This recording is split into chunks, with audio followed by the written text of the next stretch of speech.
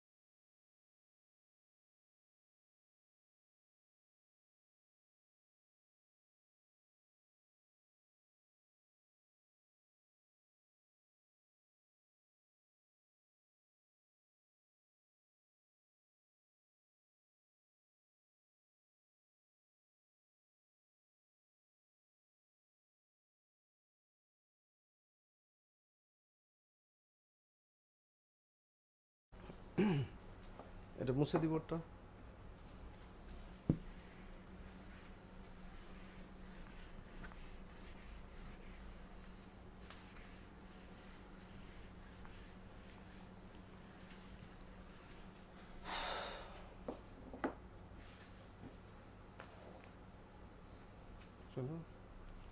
আসসালামু আলাইকুম, সবাইকে শুভেচ্ছা ও স্বাগত জানিয়ে মার্চ ফরওয়ার্ড কর্তৃক আয়োজিত আজকের অনলাইন বাংলা ক্লাসে সবাইকে স্বাগত জানাচ্ছি।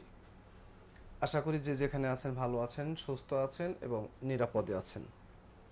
আজকে আমরা বাংলা সাহিত্যের ৮ নাম্বার লেকচার, ৭ নাম্বার লেকচার আজকে আলোচনা করব। ৭ নাম্বার লেকচার আজকে আমরা আলোচনা করব। তো এখানে আমরা এর আগে রবীন্দ্র পূর্ববর্তী যুগের যে সমস্ত সাহিত্যিক তাদের সম্পর্কে আলোচনা করেছিলাম। সেই আধুনিক যুগের শুরু থেকে একদম প্রথম থেকে যারা সাহিত্যের ভিত্তি নির্মাণে অবদান রেখেছিলেন। তো সেখানে আমরা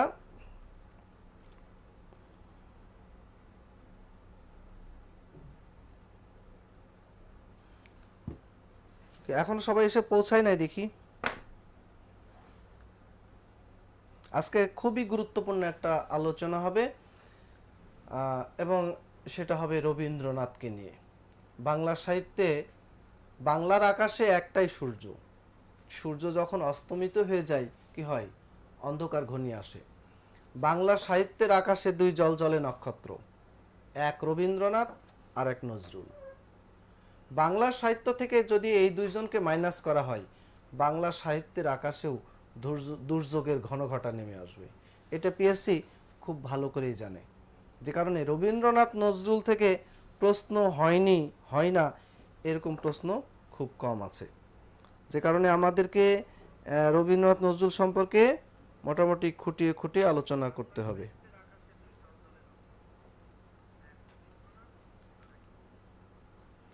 তো এখানে আচ্ছা, লামিয়া হক সালাম দিয়েছেন, ওয়ালাইকুম আসসালাম।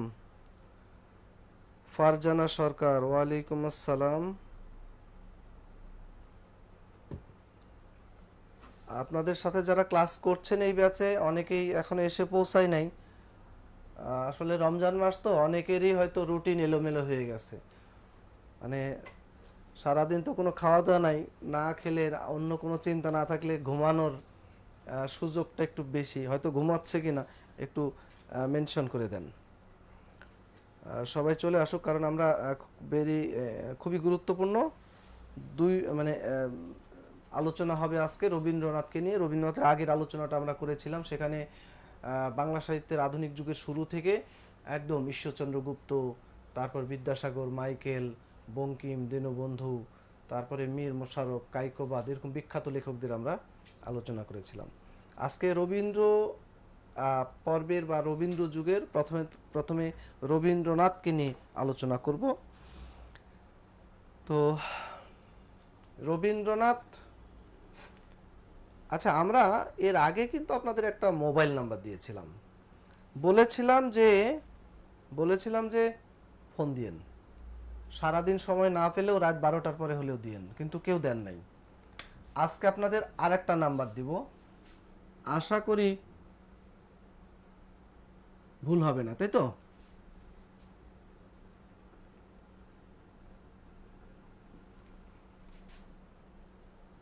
আরেকটা দিই,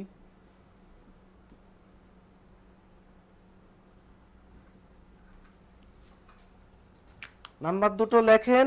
আর নাম্বার যখন লিখেছেন নাম লিখবেন না কি? নাম লিখতে হবে না? না হলে তো পরে খুঁজবেন কার নাম্বার লিখলাম, পরে ফোন দিবেন, দিয়ে বলবেন যে ভাই এটা কার নাম্বার, উল্টা দিক থেকে ধমক দিয়ে বলবে আপনি ফোন দিয়েছেন, আপনি আবার জিজ্ঞেস করছেন। তো সেই ক্ষেত্রে নামটা জানা দরকার, তাই না? এই নাম্বার দুটো আসলে কতগুলো মরা মানুষের নাম্বার, আর এই নাম্বারে ফোন দিয়ে জানতে পারবেন কতগুলো মরা মানুষের জন্মের খবর, কবে এসেছিল। আর এই নাম্বারে ফোন দিয়ে জিজ্ঞেস করবেন চলে গেলেন, একবার বলেও গেলেন না। কার নাম্বারটা হলো রবিশ কাজী। বলেন তো কে রবিশ কাজী? রবিশ কাজী কে? রবীন্দ্রনাথ, শরৎ, কাজী নজরুল ইসলাম, জীবনানন্দ দাশ। এখানে 018 019 যা বুঝায় বুঝাক, আমরা বুঝে নিব আমাদের মতো। কি বুঝবো? 1800 আর 1900। উপরের দুটো ডিজিট জন্ম, নিচের দুটো মৃত্যু। রবীন্দ্রনাথের জন্ম হয়েছিল কত সালে? 1861। আর মৃত্যু কত সালে? 1941, তাই তো? রবীন্দ্রনাথের জন্ম মৃত্যু সালের মধ্যে একটা মিল আছে, বলেন তো মিলটা কিসের? একের মিল, লাস্ট ডিজিট 1। 61 আর 41, আবার উল্টিয়ে দিয়েন না, 41 আর 61 করে দিয়েন না, তাহলে তো আবার জন্মের আগেই মেরে ফেলে দিলেন, তাই না? শরতের জন্ম হয়েছে 1876-এ, মৃত্যু 1976। অর্ধেক কত হয়? 38। 76 অর্ধেক 38, মৃত্যু হয়েছে 1938 সালে। নজরুল এসেছেন 1899 আর চলে গেছেন কবে? 76। শরতের জন্ম আর নজরুলের মৃত্যু দুইজন একই সাথে নাকি? একই সালে না? দুইজন একই সালে নাকি মাঝখানে 100 বছর? তবে নজরুল আর জীবনানন্দ দুইজন যে একই সালে এসেছেন এটা তো ঠিক আছে নাকি? হ্যাঁ। তবে জীবনানন্দ চলে গেছেন তাড়াতাড়ি, কত সালে? 54। তার মানে কত বছর বয়সে তিনি চলে গেলেন? মাত্র 55 বছর। বাংলা সাহিত্যের সবচেয়ে কম বয়সে মারা গেছে কোন কবি বলেন? বাংলা সাহিত্যে সবচেয়ে কম বয়সে মারা গেছেন কোন কবি? কত বছর বয়সে বলেন? মিজানুর রহমান বলছেন রবীন্দ্রনাথ নোবেল পুরস্কার পেয়েছেন 1913 সালে। বলেন বাংলা সাহিত্যে সবচেয়ে কম বয়সে মারা গেছেন কোন কবি এবং কত বছর বয়সে? সবচেয়ে কম বয়সে মারা গেছেন সুকান্ত। কত বছর বয়সে বলেন? ক 21, খ 22, গ 23, ঘ 20 বছর 8 মাস 9 দিন। কত হবে? সব জায়গায় পড়ে পড়ে এসেছেন 21 বছর, পরীক্ষা এইভাবেই দিল, কিন্তু ঘতে থাকলো কি 20 বছর 8 মাস 9 দিন। তাহলে কি অ্যান্সারটা হবে? পিএসসি ভাঙ্গাচুরা খুব কম পছন্দ করে, রাউন্ড ফিগারটা ভালো পছন্দ করে, এই জন্য ওখানে 21 দিয়েই ক্ষান্ত থাকবে। তো জীবনানন্দ দাশ এত তাড়াতাড়ি চলে গেলেন, কিভাবে চলে গেলেন? তিনি নাকি সুইসাইড করতে চেয়েছিলেন, এই জন্য ট্রামের নিচে মাথা ঢুকিয়ে দিয়েছিলেন। এখন ট্রামের নিচে মাথা ঢুকিয়ে দিয়েছিলেন নাকি ট্রাম মাথার উপর উঠে গিয়েছিল, এটা নিয়ে অনেক তর্ক বিতর্ক আছে। তবে তিনি সুইসাইড করতে চেয়েছিলেন এরকমটাই বেশি শোনা যায়। যা হোক, তো এখানে রবীন্দ্রনাথ আর নজরুল বাংলা সাহিত্যের দুই দিকপাল, গুরু শিষ্য, এই দুইজনের জন্ম মৃত্যুর তারিখটাও আমাদের জানতে হবে। মজার ব্যাপার হলো গুরু আর শিষ্য দুইজন একই মাসে আগমন করেছেন। শুধু তাই না, দুইজন গেছেন যে একই মাসে। কোন মাসে? শকাবহ আগস্টে। দুইজনই আগস্টে চলে গেছেন, ঠিক আছে? কিন্তু এটা কেমন হলো? গুরু শিষ্য একটু আগ পিছ হবে না? গুরু আগে শিষ্য পরে। বাংলা মাসের ক্ষেত্রে অবশ্য তেমনটা দেখা যায়, যেমন গুরু চলে গেছেন বৈশাখ মাসে, তাহলে শিষ্য হবেন পরের মাসে। বৈশাখের পরে কোন মাস? জ্যৈষ্ঠ। গুরু চলে গেছেন শ্রাবণে, তাহলে শিষ্য হবেন পরের মাসে। শ্রাবণের পরে কোন মাস? ভাদ্র, নাকি? মাইনুদ্দিন লিখেছেন সুকান্ত 21 বছর। এই তো সমাধান দিলাম, 21 দেখেই অ্যান্সার করে ফেলবেন না, ঘ পর্যন্ত চোখ যেন যায়। তো এখানে দুইজনের জন্ম মৃত্যুর তারিখটাও জানতে হবে। মজার ব্যাপার হলো গুরু তো 7 তারিখে এসে 7 তারিখে চলে গেছেন, আর শিষ্য 24 তারিখে আসলেন, কয়েকদিন থেকে 29 তারিখে চলে গেছেন। তবে তাদের বাংলা তারিখগুলো আরো গুরুত্বপূর্ণ। বাঙালি কবি না, তাদের জন্ম মৃত্যু তারিখ আসলে দেখবেন পত্রিকার এক পেজ দখল, আজ 25শে বৈশাখ। কে এসেছিলেন? গুরু এসেছিলেন, আর চলে গেছেন 22 শ্রাবণ। শিষ্য তো 11 তারিখে এসে 12 তারিখেই চলে গেলেন। তো জন্ম মৃত্যুর তারিখগুলো একটু ভালো করে খেয়াল করবেন। আচ্ছা, এখানে বাংলা সালের পালা এবার, তাই না? বাংলা ইংরেজি সাল তো জানলাম, তারিখ জানলাম, কিন্তু বাংলা সালের পালা। আচ্ছা বলেন, জীবনানন্দ দাশ বাংলা কত সালে চলে গেছেন? জীবনানন্দ বাংলা কত সালে চলে গেছেন? জীবনানন্দ দাশ তো দূরের কথা, নিজেরটাই জানি না। জানেন নাই কেউ কত সালে বাংলা, কত সালে যেতে হবে? বাংলাটা নয় বাদ দিলাম, ইংরেজিটা সেটাও বলতে পারবেন না। না জানালে জানবেন কিভাবে? তবে এসেছেন কবে সেটা তো বলতে পারবেন নাকি? বলেন তো, বাংলা কত সালে এসেছেন? কে কে জানেন? কে কে জানেন বাংলা কত সালে এসেছেন? বলেন, নিজেরটা কে জানেন? বাংলা কত সালে এসেছেন? যদি ভাই বাবাটি জিজ্ঞেস করে বলুন আপনার জন্মসাল বাংলা কত ছিল, কি বলবেন? আন্দাজে বলার সুযোগ নাই কিন্তু, কারণ ইংরেজিটা জানা থাকলেই বাংলাটা বেরিয়ে আসবে। আপনার জন্ম কত সালে?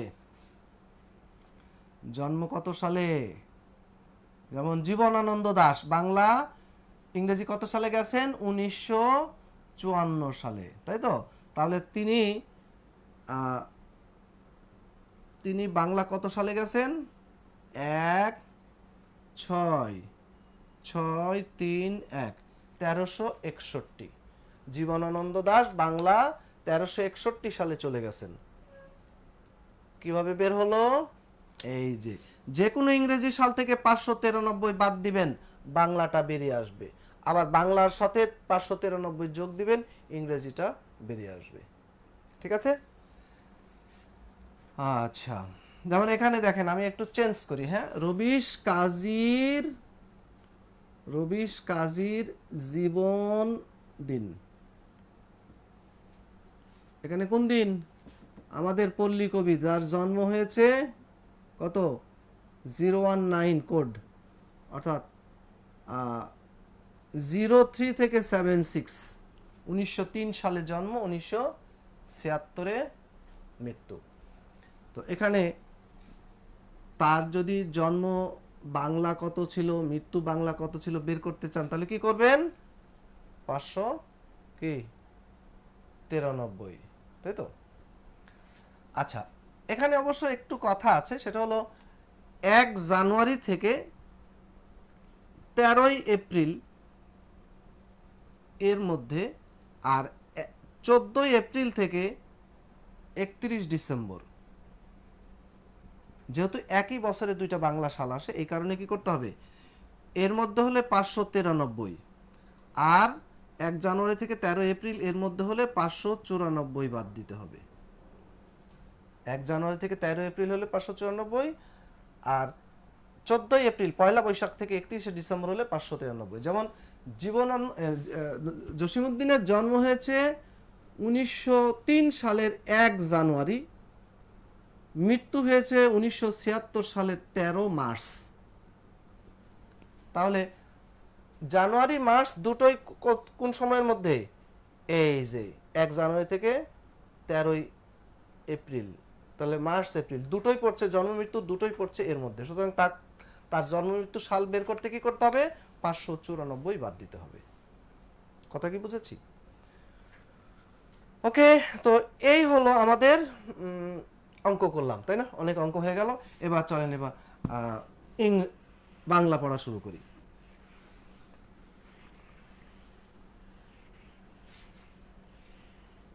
প্রথমেই আসি আমাদের কবিগুরু, লেখেন রবীন্দ্রনাথ। রবীন্দ্রনাথ কি ঠাকুর নাকি ট্যাগোর? ইংরেজিতে লেখা হয় ট্যাগোর, না? আমাদের এই বাংলায় সেই 1757 পরে যখন ইংরেজ বাবুদের আনাগোনা বেড়ে গেল, সেই সময় ইংরেজ বাবুরা তো ক্ষণে ক্ষণে জাহাজ থেকে নামছে আর এই বাংলায় প্রবেশ করছে। তো সেই সময় এই ইংরেজ বাবুদের অভ্যর্থনায় নিয়োজিত ছিল কিছু বাঙালি, যাদেরকে বলা হতো সাহেব ধরা বাঙালি। এই বাঙালিদের অনেকের নামই ইংরেজ বাবুরা উচ্চারণ করতে পারতো না। কারো নাম চট্টোপাধ্যায়, কারো নাম বন্দ্যোপাধ্যায়, কারো নাম মুখোপাধ্যায়। এখন উপায়, ইংরেজ বাবুরা শিখে দিল, বাঙালিরাই শিখে দিল, বাবু কোনো সমস্যা নাই, চট্টোপাধ্যায় বলতে পারছেন না, ঠিক আছে বলেন চ্যাটার্জি। আর বন্দ্যোপাধ্যায়কে কি বলবে? ব্যানার্জি। মুখোপাধ্যায়কে মুখার্জি। ভট্টাচার্যকে কি বলবে? ভট্টাচার্য না, ভট্টাচার্য। এভাবেই ঠাকুর হয়ে গেলেন কি? ট্যাগোর, TAGORE, ট্যাগোর। আর আমাদের ঢাকা হয়ে গিয়েছিল কি? ডাক্কা। এই ডাক্কাকে আমরা ধাক্কা মেরে ফেলে দিয়েছি। তো আমাদের কবিগুরু যদি এতদিন বেঁচে থাকতেন, তিনিও হয়তো ভাবতেন আমার নামটাও বুঝি ব্যাকডেটেড হয়ে গেছে, এটাকে একটু আপগ্রেড করা দরকার। কিন্তু সেই সুযোগ তো আর তিনি পাননি। সুতরাং আমাদের ওই ট্যাগরটা ধরেই বসে থাকতে হবে। যদিও সম্প্রতি আমরা ওই তাদের দেওয়া বানান, নাম, এগুলোকে আমরা এখন কিছুটা মডিফাই করে ফেলছি। সম্প্রতি কয়টা 4টা 5টা জেলাকে কি করা হয়েছে? নামের বানান কারেকশন করে ফেলা হয়েছে, তাই না? যাই হোক, তো রবীন্দ্রনাথ কি কবি? রবীন্দ্রনাথ কি কবি? বিশ্বকবি। রবীন্দ্রনাথ যে বিশ্বকবি, এই বিশ্বকবি উপাধিকে দিয়েছেন, এই বিশ্বকবি উপাধি দিয়েছেন যিনি, তার নাম হলো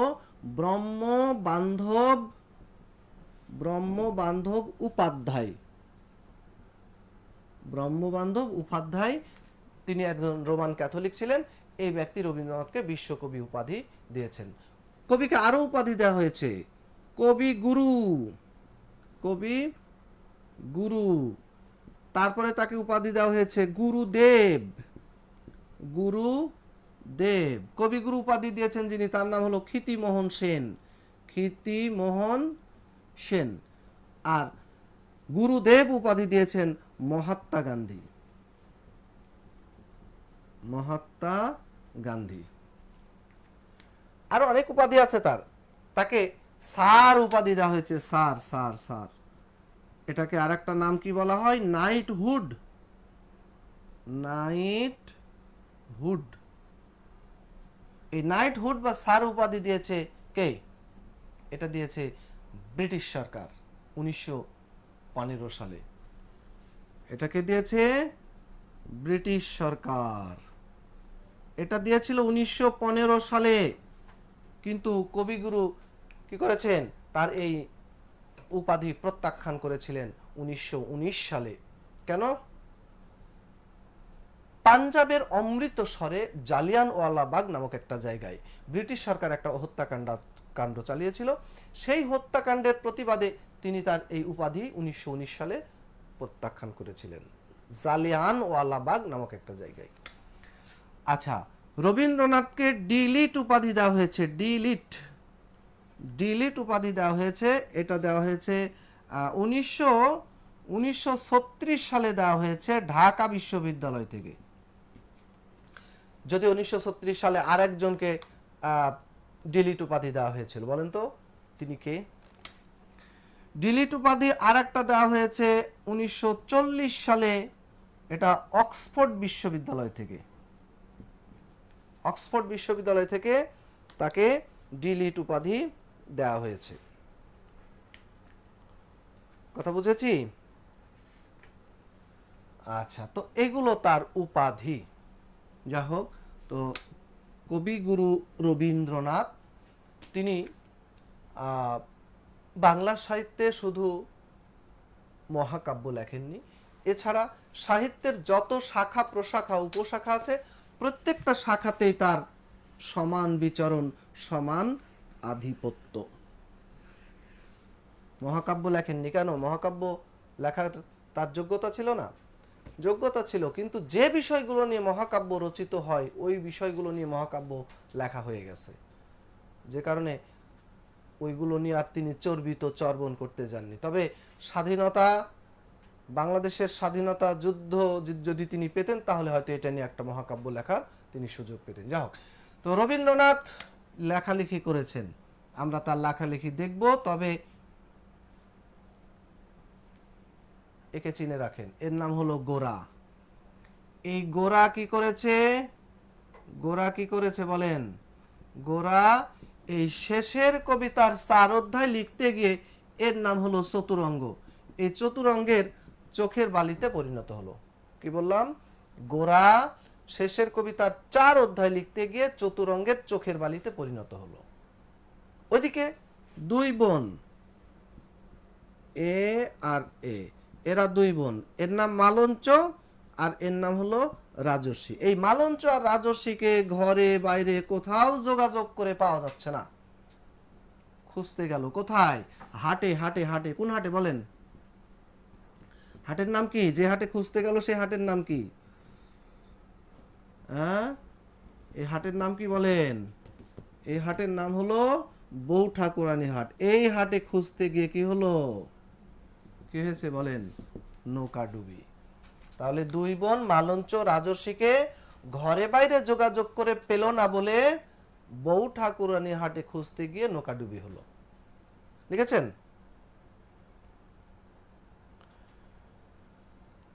আচ্ছা, তো এখানে আচ্ছা মুবাশশিরা লিখন এসেছেন, থ্যাংক ইউ। তো এখানে রবীন্দ্রনাথের, এখানে আমি 2টো গল্প বলেছি, গল্প 2টো আগে লিখে ফেলেন। কি হলো? এর নাম হলো কি? গোরা। গোরা কি করলো? শেষের কবিতার 4 অধ্যায় লিখতে গিয়ে 4 অধ্যায় লিখতে গিয়ে চতুরঙ্গের চোখের বালিতে পরিণত হলো। কি হলো তাহলে? গোরা শেষের কবিতার 4 অধ্যায় লিখতে গিয়ে চতুরঙ্গের চোখের বালিতে পরিণত হলো। আর এখানে কে? 2 বোন না? 2 বোন। কে কে? 2 বোন। এই হলো মালঞ্চ আর এই হলো রাজর্ষি। এই মালঞ্চ আর রাজর্ষিকে ঘরে বাইরে যোগাযোগ করে পেল না বলে, যোগাযোগ করে পেল না বলে কোথায়? বউ ঠাকুরানী হাটে। কোথায়? বউ ঠাকুরানীর হাটে কি করলো? খুঁজতে গেল না? খুঁজতে গিয়ে, বউ ঠাকুরানীর হাটে খুঁজতে গিয়ে নৌকাডুবি হলো। ঠিক আছে?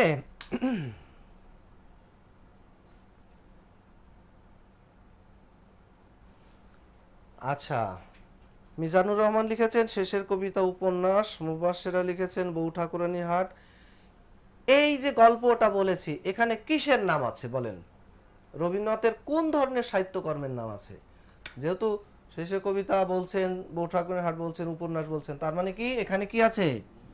এখানে আছে রবীন্দ্রনাথের উপন্যাস। কি আছে? উপন্যাস আছে। তো রবীন্দ্রনাথ উপন্যাস লিখেছেন কয়টা? 1 যোগ 12 কত হয়? 12টি। কত হয়? 12টি। জীবনের শুরুতে শুরু করেছিলেন এক উপন্যাস লেখা, মনে যা আসে তাই লেখেন আর পত্রিকায় প্রকাশ করেন, কিন্তু এটাকে কখনো তিনি শেষও করেননি আর বই আকারেও প্রকাশ করেননি। এটা তার করুণার পাত্র হয়ে রয়ে গেছে। কি নাম? করুণা। করুণা করুণা করুণা এটা হলো যদি পরীক্ষায় প্রশ্ন আসে কখনো যে রবীন্দ্রনাথের অসমাপ্ত উপন্যাসের নাম কি বা কোন উপন্যাসটি গ্রন্থাকারে প্রকাশিত হয়নি, তাহলে এই করুণার সাথে পরিচয় করিয়ে দিন। তবে এটাকে তার টোটাল উপন্যাসের মধ্যে গণ্য করা হয় না। টোটাল উপন্যাস কয়টি? 12টি। আমরা এখানে 12টি উপন্যাসের নাম পাবো। দেখেন তো 12টা উপন্যাসের নাম পান কিনা বলেন। 12টা উপন্যাসের নাম এখানে আছে, আন্ডারলাইন করে ফেলেন। লিখেছেন তো না খাতায়? আন্ডারলাইন করে ফেলেন। বলেন কি কি আছে।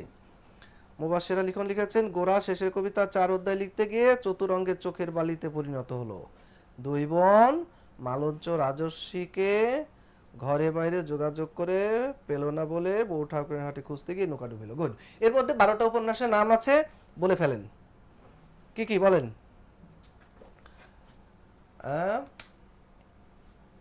কি কি 12টা উপন্যাস?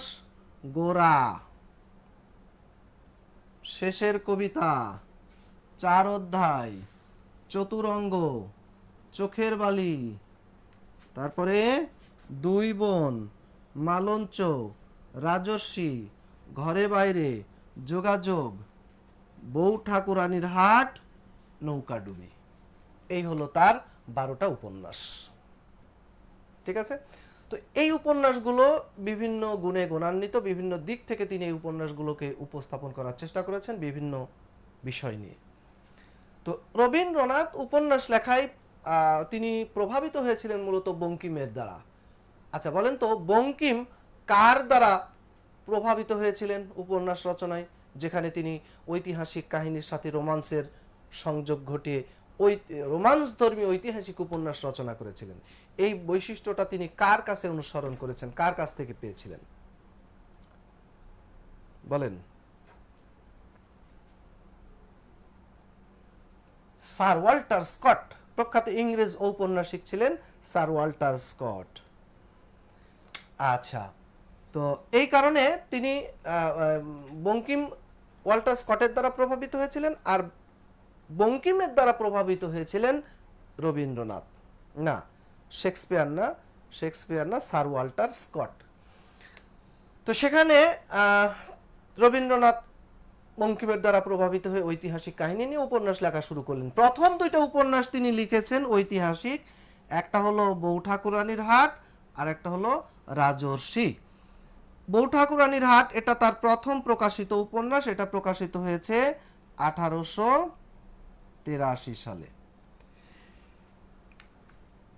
আমরা এর আগে ওই যে রাম বসুর কি একটা 2টা উপন্যাস ছিল না, রাজা প্রতাপাদিত্য চরিত্র, ওই রাজা প্রতাপাদিত্যকে নিয়েই রবীন্দ্রনাথ এই উপন্যাসটা রচনা করেছেন। 12 ভূঁইয়াদের একজন ছিলেন রাজা প্রতাপাদিত্য। তো প্রথম উপন্যাস হলো তার বউ ঠাকুরানীর হাট, এবং পরের উপন্যাসটা তিনি রচনা করেছেন রাজর্ষি, এটাও 1887 সালে। কিন্তু ঐতিহাসিক উপন্যাস রচনায় তিনি স্বাচ্ছন্দ্য বোধ করেননি, কারণ ঐতিহাসিক উপন্যাস রচনায় যে সমস্যাটা হয়, একটা তো মূল কাহিনী থাকে, কিন্তু মূল কাহিনীর সাথে সাথে অনেক ছোট ছোট উপকাহিনীর আশ্রয় নিতে হয়, যার সাথে বাস্তবতার সাথে বা মূল কাহিনীর সাথে যার কোনো সংযোগ থাকে না। আর সংযোগ যদি না থাকে, এটা ঐতিহাসিক উপন্যাস হিসেবে কি হয়, স্বীকৃত হয় না। যে কারণে রবীন্দ্রনাথ ট্র্যাক চেঞ্জ করলেন। এরপর তিনি বিভিন্ন ধারার উপন্যাস রচনা করেছেন। তিনি রচনা করেছেন গোরা, 4 অধ্যায় এবং ঘরে বাইরে। এই 3টা হলো তার রাজনৈতিক উপন্যাস। গোরা, 4 অধ্যায়, ঘরে বাইরে, রাজনৈতিক। গোরা এটা লেখা হয়েছে বঙ্গভঙ্গ নিয়ে, 4 অধ্যায় লেখা হয়েছে স্বদেশী আন্দোলন নিয়ে, আর ঘরে বাইরে লেখা হয়েছে ব্রিটিশ ভারতের রাজনীতি নিয়ে। কি হলো? গোরা বঙ্গভঙ্গ, স্বদেশী আন্দোলন নিয়ে 4 অধ্যায়, স্বদেশী পণ্য কিনে হও ধন্য। আর ঘরে বাইরে এটা লেখা হয়েছে ব্রিটিশ ভারতের রাজনীতি নিয়ে। ঠিক আছে, বলেন তো বঙ্গভঙ্গ কবে হয়েছে? 1910 সালে, 5 সালে। আর গোরা প্রকাশিত হয়েছে 1910 সালে। গোরা প্রকাশিত হয়েছে কত সালে? 1910। ঠিক আছে, এই তিনটা হলো তার রাজনৈতিক উপন্যাস। এবার আসেন শেষের কবিতা। পরীক্ষায় আসে কোনটি কবিতা নয়, কোনটি কবিতা নয়। কবিতা কয়েকটি কবিতা, কাব্য পরিক্রমা, শেষের কবিতা, কোনটি? শেষের কবিতা, তাই তো? বলেন শেষের কবিতা কোন ধরনের উপন্যাস? আপনাদের কমেন্টসটা আমি একটু পরে পাই, 10 সেকেন্ড পরে, যে কারণে এই 10 সেকেন্ড বসে থাকতে হয় আপনাদের কমেন্টস দেখতে হলে। 1105 না 1905, আব্দুর রহিম 1905। আচ্ছা, মিজানুর রহমান ঠিক করে লিখেছেন। আচ্ছা, তাহলে কি হলো? শেষের কবিতা কোন ধরনের উপন্যাস বলেন? কতক্ষণ বসে থাকবো, কখন?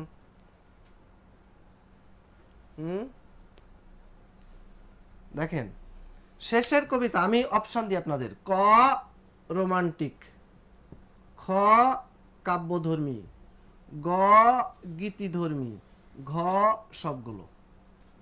বলেন কি হবে? ক রোমান্টিক, খ কাব্যধর্মী, গ গীতিধর্মী, ঘ সবগুলো। কোনটা হবে? কোনটা হবে বলেন? শেষের কবিতার মধ্যে রোমান্টিকতা আছে, এখানে কাব্যধর্মিতা আছে, এখানে গীতিধর্মিতা আছে, সুতরাং অ্যান্সার হবে সবগুলো। কিন্তু ঘতে যদি সবগুলো না থেকে অপশন থাকে কোনোটিই নয়, তাহলে কোনটি অ্যান্সার হবে বলেন? তখন অ্যান্সার হবে এই তিনটার মধ্যে রোমান্টিক, কারণ এই উপন্যাসে রোমান্টিকতাটাই সবচেয়ে বেশি প্রকাশিত হয়েছে। ঠিক আছে, আচ্ছা, এখানে চোখের বালি, চোখের বালি এটা হলো বাংলা সাহিত্যের প্রথম সার্থক মনস্তাত্ত্বিক উপন্যাস। আচ্ছা বলেন তো বাংলা সাহিত্যে প্রথম মনস্তাত্ত্বিক উপন্যাস আমরা কার কাছে পেয়েছি? বাংলা সাহিত্যে প্রথম মনস্তাত্ত্বিক উপন্যাস কে লিখেছেন? রজনী, রজনী মনে পড়ে? রজনী কে লিখেছেন বলেন? রজনী কে লিখেছেন? রজনী কে লিখেছেন? রজনী লিখেছেন বঙ্কিম। ওকে, তাহলে বাকি থাকলো কি? চতুরঙ্গ, চোখের বালি, চোখের বালি, দুই বোন, মালঞ্চ, যোগাযোগ, নৌকাডুবি। কি কি দেখেন তো? চতুরঙ্গ, চোখের বালি, দুই বোন, মালঞ্চ, যোগাযোগ, নৌকাডুবি। এই 6টা সামাজিক উপন্যাস, লিখে রাখেন। এই 6টি সামাজিক উপন্যাস, চতুরঙ্গ, চোখের বালি, দুই বোন, মালঞ্চ, যোগাযোগ, নৌকাডুবি, এই 2টা সামাজিক উপন্যাস। চতুরঙ্গ যদিও এটা মনস্তাত্ত্বিক কিন্তু সামাজিক। ঠিক আছে,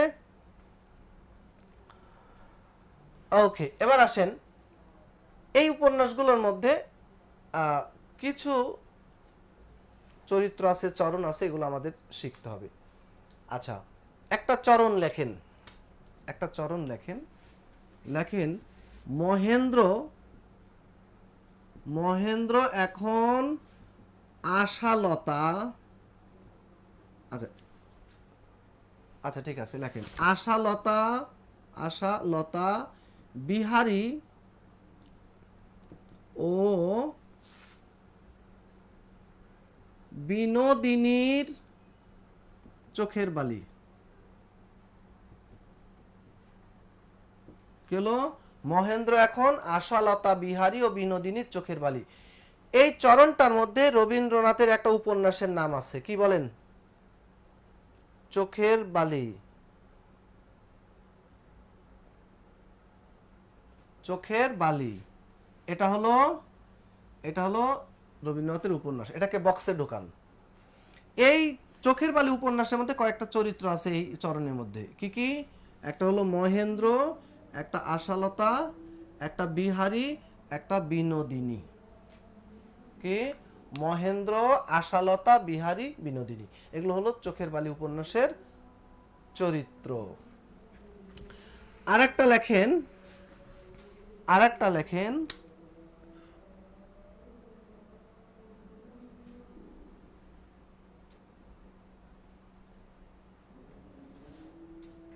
অমিত লেখেন শেষের কবিতার অমিত লেখেন শেষের কবিতার অমিত লাবণ্যের জন্য কত কি লাল ফুল এনেছে, কত কি লাল ফুল এনেছে। কি হলো? শেষের কবিতার অমিত লাবণ্যের জন্য কত কি লাল ফুল এনেছে। মুবাশশির আলী খান লিখেছেন চোখের বালি মনস্তাত্ত্বিক, পড়েছি, গুড। হ্যাঁ, তাহলে কি শেষের কবিতার অমিত লাবণ্যের জন্য কত কি লাল ফুল এনেছে। এখানে একটা উপন্যাসের নাম আছে কি? শেষের কবিতা। এই শেষের কবিতা উপন্যাসের কয়েকটা চরণ আছে, চরিত্র আছে। চরণে কি? অমিত, লাবণ্য, কত কি আগে একটা একার দেন, কি হলো তাহলে? কেতকী। আর লালের আগে লেখেন শোভন। তাহলে অমিত, লাবণ্য, কেতকী, শোভন, লাল।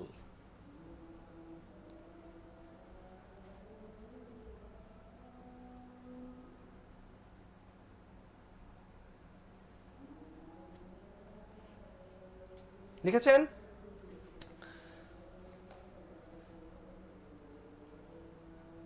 এই উপন্যাসগুলোর মধ্যে আরো কিছু চরণ আছে যেগুলো পরীক্ষা আসে। যেমন শেষের কবিতার মধ্যে গ্রহণ করেছো যত ঋণী তত করেছো আমায়, এরপরে কালের যাত্রার ধ্বনি শুনিতে কি পাও, এরকম চরণ আছে। ফ্যাশনটা হলো মুখোশ, স্টাইলটা হলো মুখশ্রী। এই চরণগুলো শিখে নেবেন।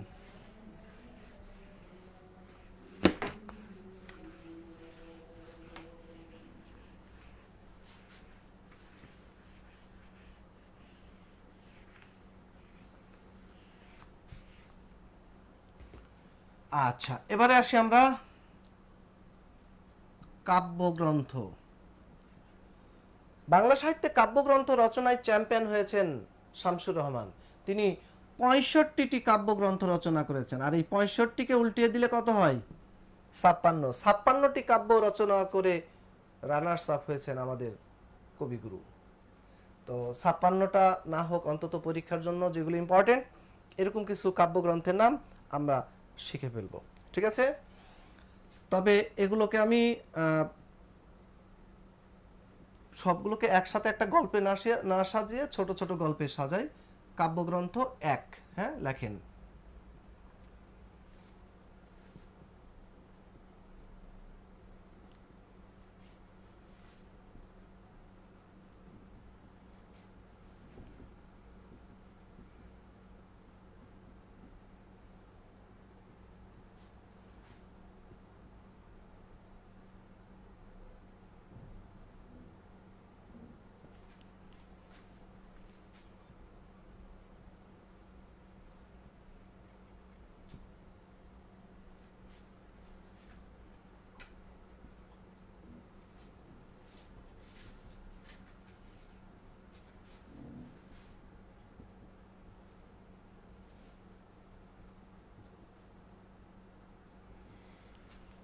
লেখেন মানসী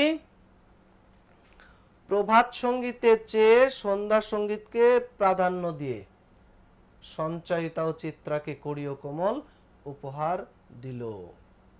এখানে তার কাব্যগ্রন্থ কিছু নাম আছে। কি কি? একটা হলো মানসী,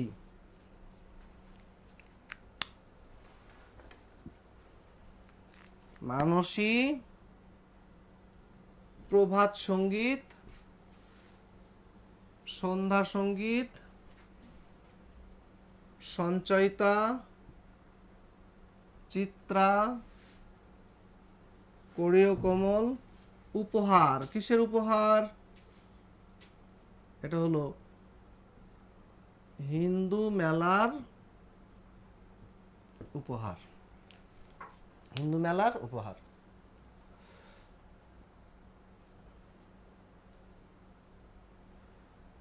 শুনেন, রবীন্দ্রনাথ কবে থেকে কবি হলেন? এত বড় কবি, বিশ্বকবি, বিশ্ব যারা তার খ্যাতি, কিন্তু কবে থেকে তিনি কবি হিসাবে আত্মপ্রকাশ করলেন? কোন লেখার মধ্য দিয়ে তিনি কবি হিসাবে নিজেকে প্রকাশ করেন? রবীন্দ্রনাথের প্রথম প্রকাশিত কবিতার নাম এই হিন্দু মেলার উপহার, মাত্র 13 বছর বয়সে।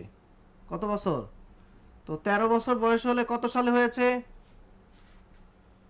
61 আর 13 কত হয়? 74। 1874 সালে অমৃত বাজার পত্রিকায়, অমৃত বাজার, তো 13 বছর বয়সে মানে 1874 সালে অমৃত বাজার পত্রিকায় এই কবিতাটা প্রকাশের মধ্য দিয়ে তিনি কবি হিসেবে আত্মপ্রকাশ করেন।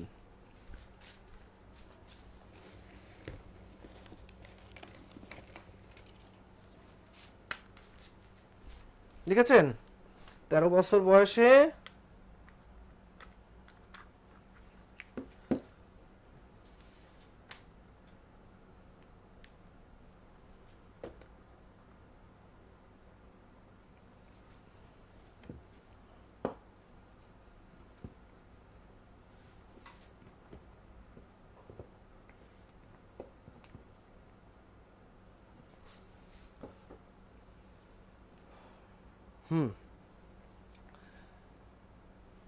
তাহলে কত সালে হলো? 1874 সালে। এটা হলো তার জীবনের প্রথম প্রকাশিত কবিতা, যদিও তিনি এর আগেই বেশ কিছু কবিতা রচনা করেছিলেন এবং পৃথ্বীরাজের পরাজয় নামে একটা তার ডায়েরি ছিল, সেই ডায়েরিটা হারিয়ে গেছে। এটা বলা হয়ে থাকে যে তিনি 8 বছর বয়স থেকে কবিতা লেখেন, কিন্তু প্রথম প্রকাশিত হয়েছে এটা এবং এর মধ্যে দিয়ে তার কবি খ্যাতি হিসেবে প্রকাশ।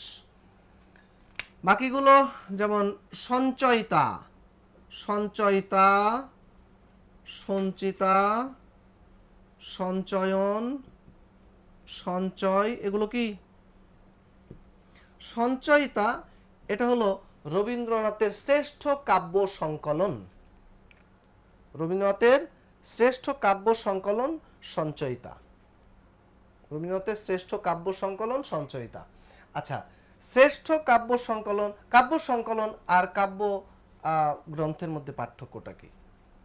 কাব্যগ্রন্থ হলো আপনার 10টা কবিতার বই আছে, এগুলো এক একটা কাব্যগ্রন্থ। আর 10টা কবিতার বই থেকে 10টা কবিতা নিয়ে আলাদা একটা বই প্রকাশ করলেন, এটা হলো কাব্য সংকলন। তো রবীন্দ্রনাথের এই যে 56টা কাব্যগ্রন্থ, এইগুলোর মধ্যে থেকে বিখ্যাত বিখ্যাত কবিতা নিয়ে তিনি এইটা প্রকাশ করেছেন, এটা হলো তার শ্রেষ্ঠ কাব্য সংকলন। তবে চয়নিকা, চয়নিকা এটা তার প্রথম কাব্য সংকলন। চয়নিকা হলো প্রথম আর সঞ্চয়িতা হলো শ্রেষ্ঠ কাব্য সংকলন। ঠিক আছে? সঞ্চিতা এটা হলো নজরুলের শ্রেষ্ঠ কাব্য সংকলন। সঞ্চিতা নজরুলের শ্রেষ্ঠ কাব্য সংকলন। সঞ্চিতা নজরুলের শ্রেষ্ঠ কাব্য সংকলন। হ্যাঁ, এই যে মুবাশশিরা লিখন লিখেছেন অভিলাষ, এটাও 13 বছর বয়সে লিখেছিলেন। লিখেছেন অনেক কিছু, তিনি লিখেছেন 8 বছর বয়স থেকে তিনি লিখছেন, কিন্তু প্রকাশ যতক্ষণ পর্যন্ত না করা হবে ততক্ষণ পর্যন্ত সেটা কি হবে না, সেইটা মানে সেই বিষয়ের উপরে তার খ্যাতি আসবে না, পরিস্থিতি আসবে না, তাকে সেই হিসেবে গ্রহণ করা হয় না। তো লিখেছেন সঞ্চিতা নজরুলের শ্রেষ্ঠ কাব্য সংকলন, এবং এটার আরেকটা বিশেষত্ব হলো এটা তিনি রবীন্দ্রনাথকে উৎসর্গ করেছিলেন। সঞ্চয়ন, দুজনার দুটি পথ দুটি দিকে গেছে সোজা হয়ে, এক পথে গেলে পাবেন কাব্যগ্রন্থ, আর এক পথে গেলে পাবেন প্রবন্ধ সংকলন। সঞ্চয়ন নামে কাব্যগ্রন্থও আছে, প্রবন্ধ সংকলন আছে। কাব্যগ্রন্থ হলে নজরুল, আর প্রবন্ধ সংকলন হলে কার? কাজী মোতাহার হোসেন। একই নামে দুটো লেখা সঞ্চয়ন। কাব্যগ্রন্থ হলে নজরুল আর প্রবন্ধ সংকলন হলে কাজী মোতাহার হোসেন। সঞ্চয় এটা কি? এটা হলো রবীন্দ্রনাথের পত্র সাহিত্য। সঞ্চয়টা হলো রবীন্দ্রনাথের পত্র সাহিত্য বা চিঠিপত্রের সংকলন। রবীন্দ্রনাথের পত্র সাহিত্য বা চিঠিপত্রের সংকলন। ওকে,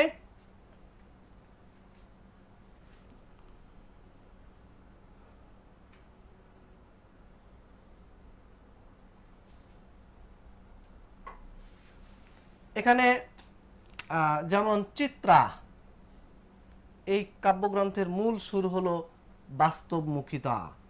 তারপরে মানসী কাব্যগ্রন্থের মূল উপজীব্য হলো প্রকৃতির প্রভাব।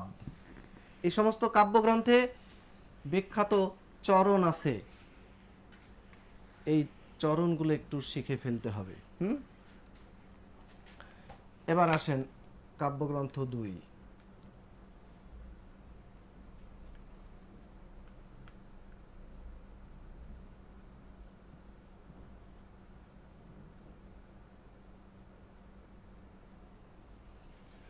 বিচিত্র নয় চৈতালীয় বলাকা সোনার তরিতে এসে সানাই বাজিয়ে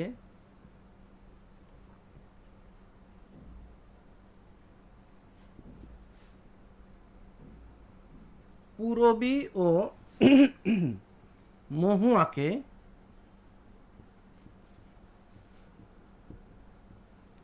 পরিশেষে পত্রপুট দিয়ে গেলেন। কি হলো? বিচিত্র নয় চৈতালীয় বলাকা সোনার তরিতে এসে সানাই বাজিয়ে পূরবীয় মহুয়াকে পরিশেষে পত্রপুট দিয়ে গেলেন। এখানে বিচিত্র, এটাকে বানাবেন বিচিত্রিতা। বিচিত্রিতা, চৈতালি, বলাকা, সোনার তরি, সানাই, পূরবী, মহুয়া, পরিশেষ, পত্রপুট। লিখেছেন? রবীন্দ্রনাথের তিনি বেশ কিছু দেশ ভ্রমণ করেছেন। ওই যে আমাদের বর্তমান শিক্ষামন্ত্রী যখন ছিলেন, আমার মোবাইল তিনি যখন কি যেন পররাষ্ট্রমন্ত্রী ছিলেন, তাই না? ফুরুত ফুরুত করে খালি এ দেশ ও দেশ উড়াল দিতেন। তো আমাদের কবিগুরু তেমন ছিলেন। তিনি একবার যাচ্ছিলেন পেরু। পেরু কোথায়? পেরু হলো ল্যাটিন আমেরিকা, তাই না? তো যখন তিনি পেরু যাচ্ছিলেন, পেরু যাওয়ার সময় আর্জেন্টিনার কাছাকাছি যখন পৌঁছলেন, তখন কিছুটা শারীরিক অসুস্থতা অনুভব করলেন, নাকি ভান করলেন বোঝা গেল না। ল্যান্ড করলেন আর্জেন্টিনায়। আর্জেন্টিনায় তার এক বান্ধবী ছিলেন। তিনি তার সেই বান্ধবীর বাসায় আতিথেয়তা গ্রহণ করলেন। তার বান্ধবী তো তাকে পেয়ে মহা খুশি। তার ইচ্ছা ছিল গুরুকে তিনি বাসাতেই রেখে দিবেন, কিন্তু তার বাবা রাজি হলেন না। শেষ পর্যন্ত পাশের এক বাংলোতে তার বিশ্রামের ব্যবস্থা হলো। কিন্তু যদিও রাতটা উস্কুস করে পার হতো, কিন্তু দিনগুলো দুইজনের একসাথে ভালোই কাটতো। এখন বিশ্রাম মানুষ কয়দিন নেয়? 1 দিন, 2 দিন, 3 দিন, তাই বলে পুরো 30টা দিন তিনি কি করলেন? তিনি 1 মাস সেখানে থাকলেন। আর সেইখানে 1 মাস যে থাকলেন, থাকা অবস্থায় তিনি একটা কাব্যগ্রন্থ লিখে ফেলেন। সেই কাব্যগ্রন্থটি তিনি তার বান্ধবীকেই উৎসর্গ করেছিলেন। কাব্যটার নাম কি? কাব্যটার নাম হলো পূরবী। আচ্ছা, এবং তিনি আসার সময় তাকে একটা নামও দিয়ে এসেছিলেন। বলেন তার বান্ধবীর নাম কি? তার বান্ধবীর নাম হলো কি? Victoria Ocampo.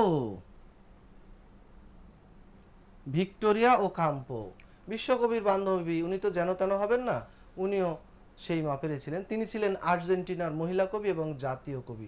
তাকেই তিনি এই পূরবী কাব্যগ্রন্থটা উৎসর্গ করেছিলেন। আর আসার সময় যে তিনি তাকে একটা নাম দিয়ে এসেছিলেন, কি নাম ছিল সেটা বলেন তো? সেটা কি নাম ছিল?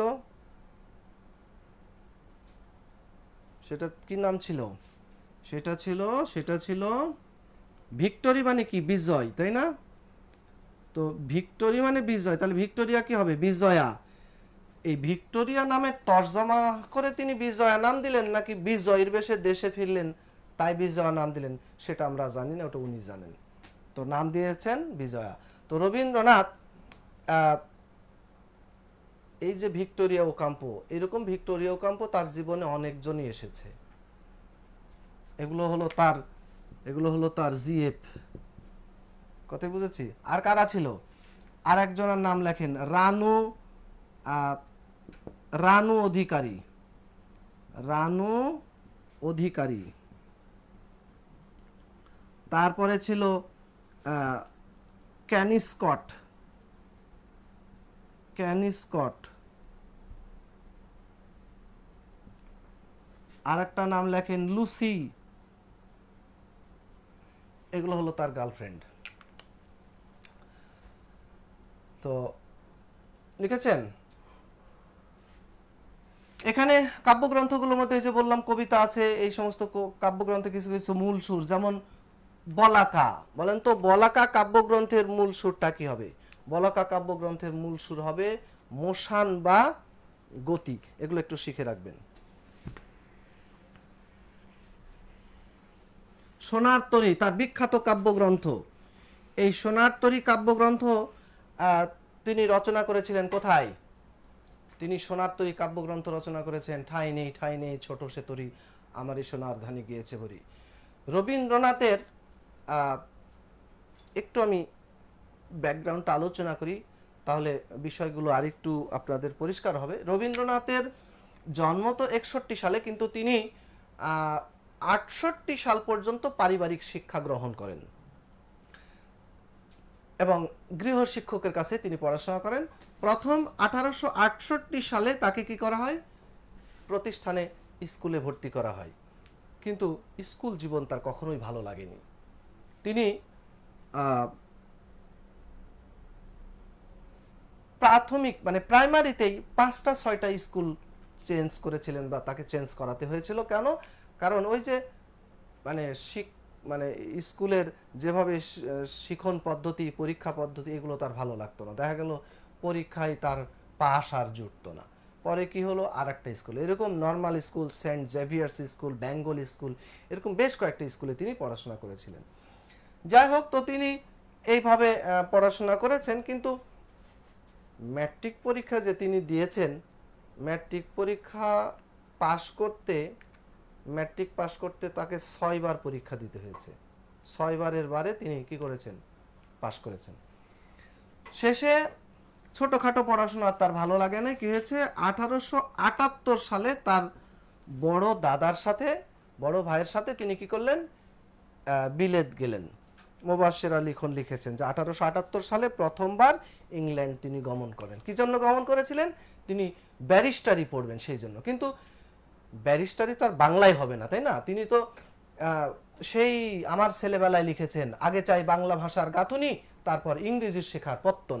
তো বাংলার ভিতকেই তিনি শক্ত করেছেন, কিন্তু ব্যারিস্টারি শিখতে তো ইংরেজি জানতে হবে। কি করলেন? ওখানে যাওয়ার পরে প্রথমে 3 মাস একজন টিচারের কাছে ইংরেজি শিখলেন। এরপরে শুরু করলেন ব্যারিস্টারি পড়া, কিন্তু ব্যারিস্টারি পড়া শেষ আর তার হলো না। রবীন্দ্রনাথের পরিবার ছিল জমিদার পরিবার, তাই না?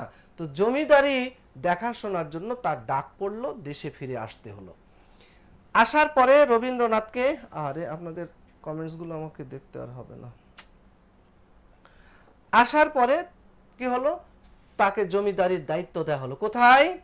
তাকে জমিদারির দায়িত্ব দেওয়া হয়েছে আমাদের এপার বাংলায় 3টা জায়গায়।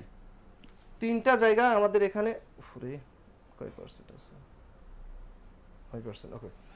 একটা হলো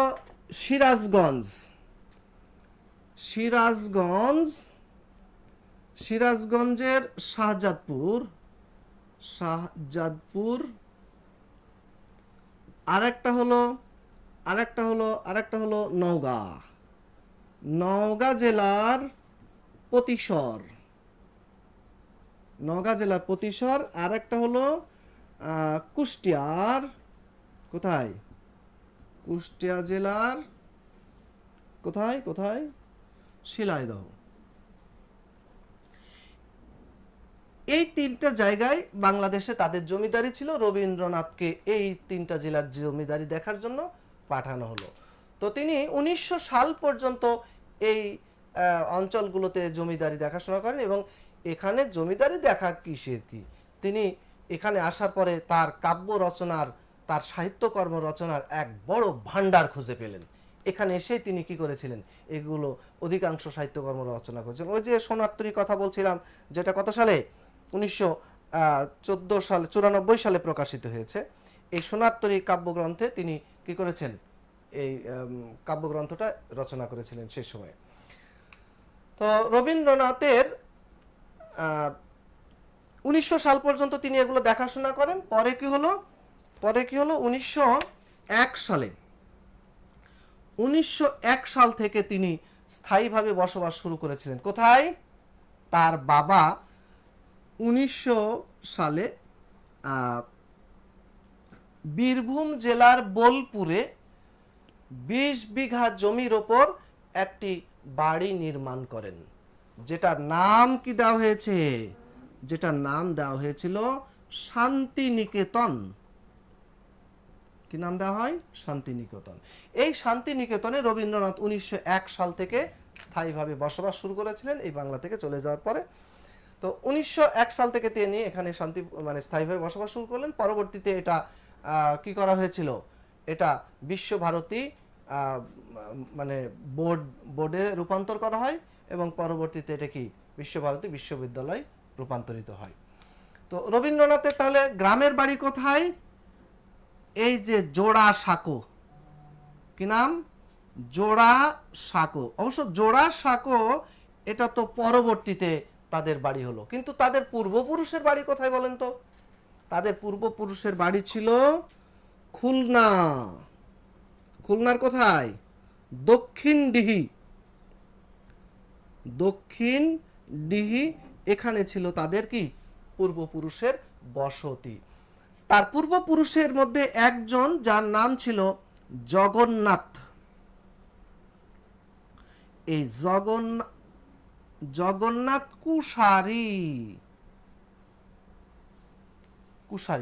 কুশারী। এই কুশারীটি ছিল রবীন্দ্রনাথের পারিবারিক পদবী। তো এটা ছিল ব্রিটিশরা এই দেশ দখল করে নেওয়ার পর অষ্টাদশ শতকের শেষ দিকে এই জগন্নাথ কুশারী তিনি একজন পিরালি ব্রাহ্মণ মেয়েকে বিয়ে করেছিলেন। পিরালি ব্রাহ্মণ কিন্তু হিন্দু ধর্ম থেকে বীজজাত, অর্থাৎ বীজজাতীয় হিন্দু। তো এই পিরালি ব্রাহ্মণ মেয়েকে বিয়ে করার কারণে কি হয়েছিল, তাকে সমাজচ্যুত করা হয় এবং ধর্মচ্যুত করা হয়। পরবর্তীতে তার ছেলে জগন্নাথ কুশারী তারপরে কি হয়েছিল, তিনি ইয়েতে গেলেন, কি বলে, কোথায় কলকাতার জেলে পাড়ায়, সেখানে গিয়ে তার ছেলে হলো পঞ্চানন কুশারী। তিনি কি করতেন, এই কলকাতার জেলে পাড়ায় তিনি পুরোহিতের কাজ করতেন। আবার ওইদিকে কি করা হলো, তিনি আচ্ছা এখানে একটা প্রশ্ন লিখেছেন বিশ্বভারতী বিশ্ববিদ্যালয় 1921 সালে পরিণত হয়।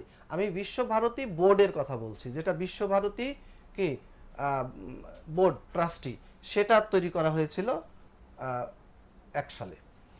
আচ্ছা তাহলে কি হলো, তিনি একদিকে তো ওই যে ঠাকুর উপাধি পেতে থাকলেন, যেহেতু তিনি পুরোহিতের কাজ করতেন। আবার ব্রিটিশদের জাহাজের মাল খালাসির কাজ করতেন, এজন্য তারাও কি করত, এই ঠাকুর বলে ডাকতো। যাই হোক, তো আস্তে আস্তে কি হলো, তাদের বংশ পরম্পরায় কি হলো, তাদের প্রভাব প্রতিপত্তি যশ খ্যাতি বাড়তে থাকলো। এই বংশধরদের মধ্যে একজন হলেন দ্বারকানাথ ঠাকুর।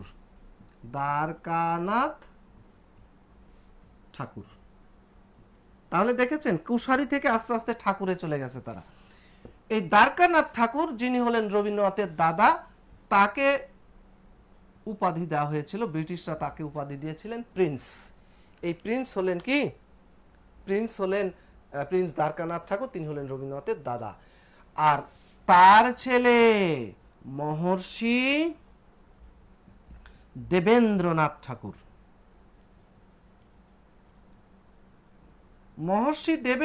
ঠাকুর, তিনি হলেন রবীন্দ্রনাথের বাবা। এই মহর্ষি দেবেন্দ্রনাথ ঠাকুরের কয়টা ছেলে মেয়ে? 15 সন্তান। 15 সন্তানের মধ্যে 15 ছেলে মেয়ের মধ্যে রবীন্দ্রনাথ হলেন 14তম সন্তান। রবীন্দ্রনাথ হলেন 14তম সন্তান এবং ছেলেদের মধ্যে তিনি হলেন 8ম পুত্র। 14তম সন্তান এবং 8ম পুত্র। আচ্ছা, তো কি হলো, মহর্ষি দেবেন্দ্রনাথ ঠাকুর তিনি রাজা রামমোহন রায় একটা ধর্ম প্রবর্তন করেছিলেন যেটার নাম ছিল ব্রাহ্ম ধর্ম। এই মহর্ষি দেবেন্দ্রনাথ ঠাকুর তিনি এই ব্রাহ্ম ধর্ম বিশ্বাসী ছিলেন এবং ব্রাহ্ম ধর্ম অনুসরণ করেন এবং তার সমস্ত ছেলে মেয়ে এই ব্রাহ্ম ধর্মের অনুসারী ছিলেন। ঠিক আছে, তো এ ছিল রবীন্দ্রনাথের পারিবারিক মানে ইতিহাস।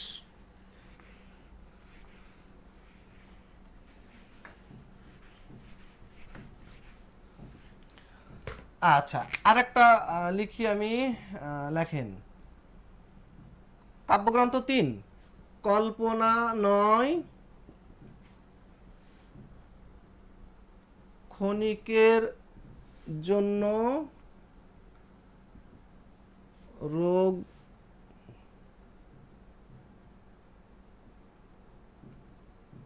রোগশয্যা থেকে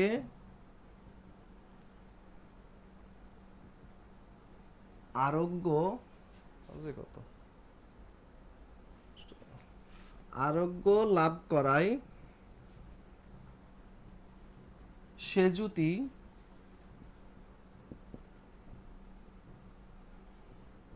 জন্মদিনের প্রান্তিকে এসে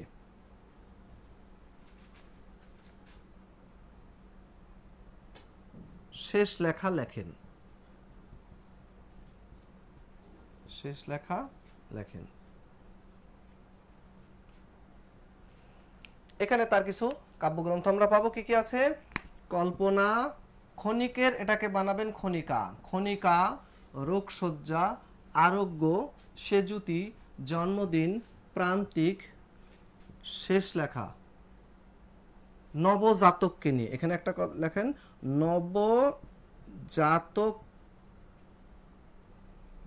নবজাতককে নিয়ে শেষ লেখা লেখেন। এখানে নবজাতক একটা, শেষ লেখা একটা। শেষ লেখা এখানে আরেকটা হলো লেখন, লেখেন এটাকে বানান লেখন। যদিও রবীন্দ্রনাথ, আমার মোবাইলের চার্জ শেষ, রবীন্দ্রনাথ যদিও কি করতে পারেননি, তিনি এই কাব্যটার নামকরণ করে যেতে পারেননি। অথরিটি হিসাবে যারা এই কাব্যটা প্রকাশ করেছেন তারা এটাকে নাম দিয়েছেন, কি নাম দিবেন ভেবেছেন, এটা শেষ লেখা, ঠিক আছে নাম সেটাই থাকুক, শেষ লেখা। ঠিক আছে, চার্জ বন্ধ হয়ে যাবে।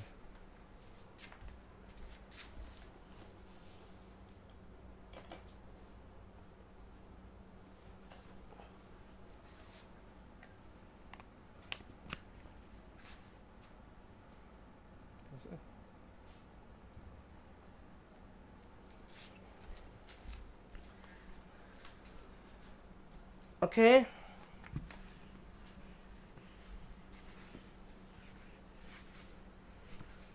আর কয়েকটা কাব্যগ্রন্থের নাম একটু বলবো। হ্যাঁ, এটা হলো 4, লেখেন তীর্থযাত্রী শ্যামলী, তীর্থযাত্রী শ্যামলী, আকাশে সন্ধ্যায় প্রদীপ জেলে, প্রদীপ জেলে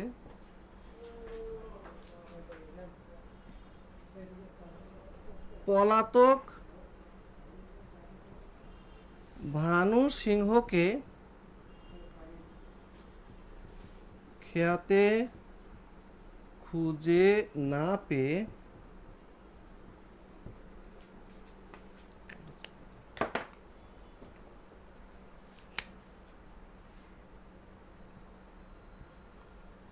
পুনশ্চ 3 গীত, একটা হলো গীতাঞ্জলি, একটা হলো গীতালি, আর একটা হলো গীতিমাল্য, আর ছড়ার ছবি, ছবি ও গান এবং বনফুল উৎসর্গ করতে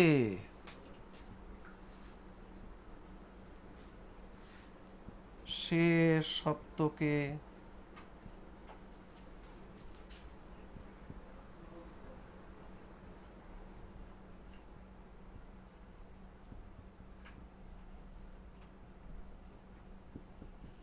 শতকে নৈবেদ্য দাঁড়িয়ে রইল। এখানে তার আর কিছু কাব্যগ্রন্থ পাবো কি, তীর্থযাত্রী, শ্যামলী, আকাশে সন্ধ্যায় প্রদীপ, এখানে একটা হবে আকাশ প্রদীপ আর একটা হবে সন্ধ্যা প্রদীপ। পলাতকের সাথে একটা আকার দেন, পলাতকা, ভানুসিংহ ঠাকুরের পদাবলী।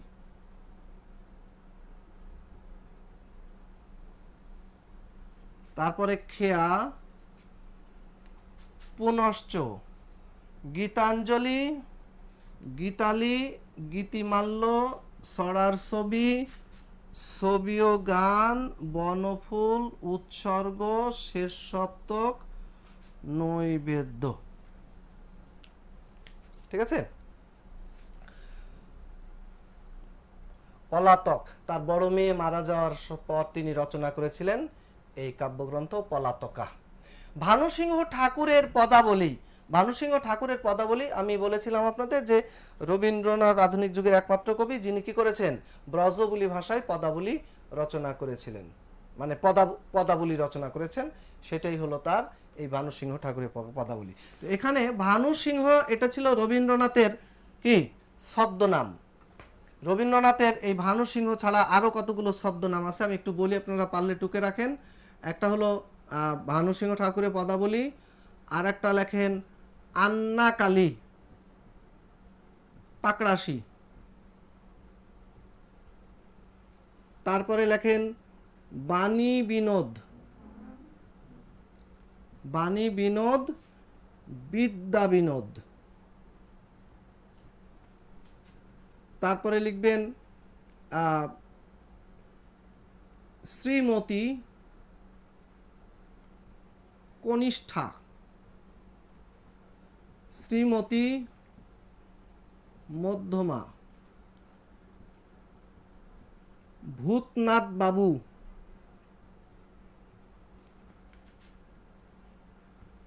নবীন কিশোর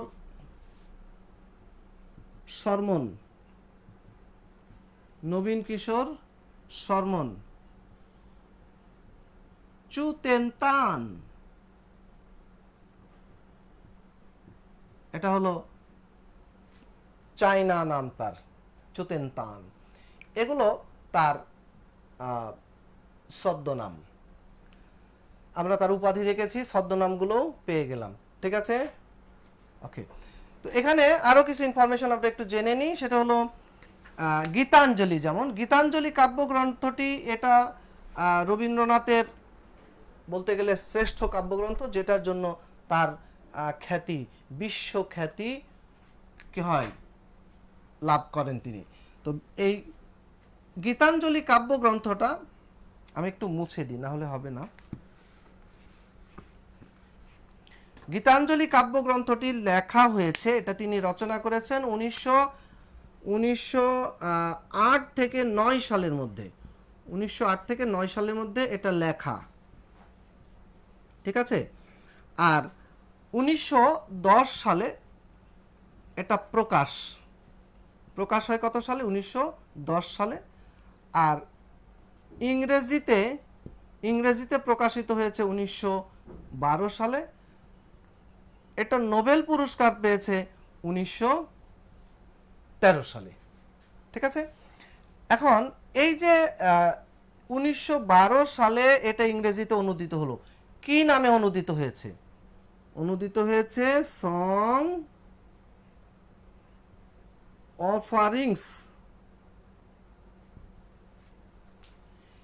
অফারিংস নামে এটা ইংরেজিতে অনুদিত হলো। তো এখানে একটা প্রশ্ন হলো এই যে সং অফারিংস নামে গীতাঞ্জলি ইংরেজিতে অনুদিত হয়েছে, এটা কে করেছেন বলেন তো, কে করেছেন? সং অফারিংস নামে ইংরেজিতে অনুদিত হয়েছে, কে করেছেন? এটা বিভিন্ন জায়গায় দেখবেন লেখা আছে কি বি ইয়েটস, কিন্তু বি ইয়েটস এটা কখনোই অনুবাদ করেননি। বিষয়টা হলো রবীন্দ্রনাথ যখন বিলেতে যাচ্ছিলেন, সাথে তার ছেলে, ছেলের বউ, সাঙ্গপাঙ্গ অনেকেই ছিলেন। যখন তিনি দীর্ঘকালীন পথ, তাই না, জাহাজে যাচ্ছেন, তো সেই সময় গীতাঞ্জলি কাব্যগ্রন্থে মোট 157টা, কয়টা? 157টা কবিতা ছিল। তিনি কি করেছেন? 157টা কবিতার মধ্যে তিনি এই সং অফারিংসের মধ্যে 103টা কবিতা তিনি অনুবাদ করে ফেলেন। এবং এটা নিয়ে তিনি যখন বিলেতে গেলেন, দেখা হলো আইরিশ কবি উইলিয়াম বাটলার ইয়েটস, বাটলার না বাটপার, বাটলার, উইলিয়াম বাটলার ইয়েটসের সাথে তার দেখা হয়। তার কাছে তিনি মূল পাণ্ডুলিপিটা হ্যান্ড ওভার করলেন। আর এটা দেখে তিনি রীতিমতো মুগ্ধ হলেন যে একজন বাঙালি কবি কিভাবে এত সুন্দর করে ইংরেজিতে অনুবাদ করতে পারে। অবশ্য রবীন্দ্রনাথের নিজেও বিশ্বাস হতে চাচ্ছিল না সত্যি সত্যি আমি করেছি। যাই হোক, ডাব্লিউবিএস কি করলেন? পুরো কাব্যগ্রন্থটা এডিট করলেন, সম্পাদনা করলেন। সম্পাদনা করার পরে বইয়ের শুরুতে যে প্রিফেস, যে মুখবন্ধ বা ভূমিকা থাকে, সেই ভূমিকাটা তিনি শুধু কি করেছেন? লিখে দিয়েছেন, কিন্তু একটা কবিতাও তিনি অনুবাদ করেননি। অথচ এই প্রশ্নটা অনেকবার এসেছে, প্রত্যেকবারেই ডাব্লিউবিএস এর নাম থাকে, রবীন্দ্রনাথের নাম থাকে না। তো রবীন্দ্রনাথের নাম যদি থাকে অবশ্যই রবীন্দ্রনাথের নাম অ্যান্সার করতে হবে, আর যদি না থাকে তাহলে কি আর করবেন? পাগলের সাথে একটু পাগলামি করবেন, ইয়েটস এর নামই লিখে দিবেন। ঠিক আছে? আরেকটা তথ্য যেটা আপনাদের প্রায়শই কি হয়, কনফিউজড হতে দেখা যায়, সেটা হলো এই যে বনফুল নিয়ে প্রশ্নটা হলো রবীন্দ্রনাথের প্রথম প্রকাশিত কাব্যগ্রন্থের নাম কি? প্রথম প্রকাশিত কাব্যগ্রন্থ কোনটি বলেন তো, কোনটি? শোনেন, এটা নিয়েও কনফিউশন। সেটা হলো বনফুল। এটা লেখা হয়েছে, বনফুল লেখা হয়েছে 1800, লেখা হয়েছে আগেই, কিন্তু এটা প্রথম প্রকাশিত হয়েছে 1880 সালে। 1880 সালে প্রথম প্রকাশিত হয়েছে। যদিও এর কবিতাগুলো তিনি জ্ঞানাঙ্কুর, প্রতিবিম্ব বিভিন্ন পত্রিকায় বিভিন্ন সময়ে প্রকাশ করেছিলেন। আর কবি কাহিনী, কি নাম? কবি কাহিনী, এই কাব্যগ্রন্থটা তিনি প্রথম প্রকাশ করেছেন 1878 সালে। তাহলে প্রশ্ন আসলো প্রথম প্রকাশিত কাব্যগ্রন্থ কোনটি? তাহলে প্রথম প্রকাশিত কাব্যগ্রন্থ অবশ্যই কবি কাহিনী, যদিও কবি কাহিনীর নাম আমরা পাই না, পাই কার নাম? বনফুল। তো কবি কাহিনী যদি থাকে এটা অ্যান্সার করবেন, ওটা যদি না থাকে কি করবেন? বনফুল অ্যান্সার করবেন। ওকে, তো রবীন্দ্রনাথের কাব্যগ্রন্থ নিয়ে আর আমি আলোচনা করছি না। এখানে তার বিভিন্ন কাব্যগ্রন্থের যে সমস্ত বিখ্যাত কবিতা আছে, এই কবিতার নামগুলো শিখবেন, এবং এই সমস্ত কবিতায় যে সমস্ত বিখ্যাত চরণ আছে এটা শিখবেন। ছোট প্রাণ ছোট কথা, ছোট ছোট দুঃখ ব্যথা, নিতান্তই সহজ সরল। বলেন, এই চরণটা রবীন্দ্রনাথের কোন কবিতার অন্তর্ভুক্ত, কোন কবিতার অন্তর্গত? এটা রবীন্দ্রনাথের কবিতার নাম হলো বর্ষা যাপন। এই বর্ষা যাপন কাব্যের কবিতা হলো এটা, বর্ষা যাপন কবিতার চরণ হলো এটা। আর বর্ষা যাপন কবিতাটি কোন কাব্যগ্রন্থের অন্তর্ভুক্ত বলেন?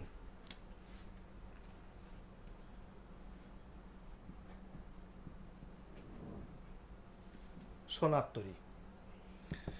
এবার আসেন নাটক। রবীন্দ্রনাথ নাটক রচনা করেছেন।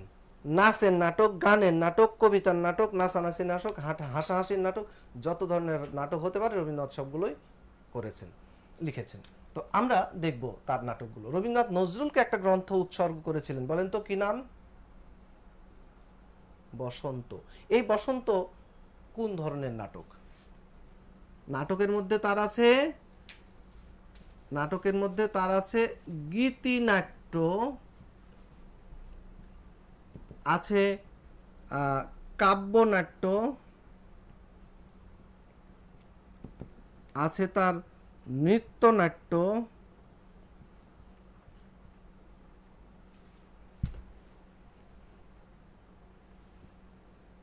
গীতিনাট্য, নাটক বা ডায়লগগুলো গানে গানে। যেমন কি কি আছে এর মধ্যে? যেমন লেখেন, বসন্তকালে বাল্মীকি মায়ার খেলা খেলতেন। বসন্তকালে বাল্মীকি মায়ার খেলা খেলতেন। এখানে তার গীতি নাট্যগুলো আছে কি কি? একটা হলো বসন্ত, আর একটা হলো কাল মৃগয়া, বাল্মীকির সাথে লিখবেন প্রতিভা, বাল্মীকি প্রতিভা, মায়ার খেলা। এগুলো তার গীতি নাট্য। বসন্ত এটাই তিনি নজরুলকে উৎসর্গ করেছিলেন, আর বাল্মীকি প্রতিভা এটা তার প্রথম প্রকাশিত নাটক।